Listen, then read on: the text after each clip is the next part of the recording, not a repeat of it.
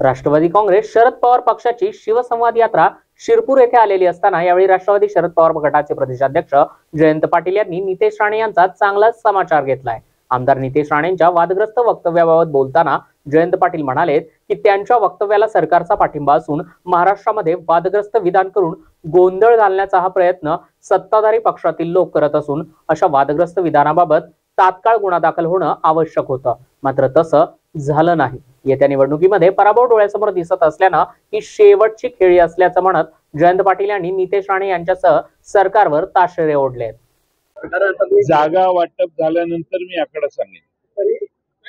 तसं असं कसं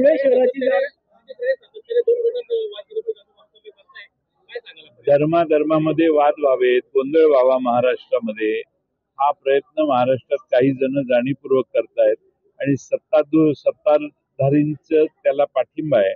नाहीतर अशा विधानाला आतापर्यंत नक्की गुन्हा नोंदवण्यात आला असता, पण सत्तारूढ लोकांचाच प्रोत्साहन असल्यामुळे, कारण आता सरकार जाणार आहे, आपण विधानसभेत हरणार आहोत, मग काहीतरी शेवटची खेळी खेळायची आणि महाराष्ट्रात गोंधळ निर्माण करायचा हा प्रयत्न काही जण जाणीवपूर्वक करतायत।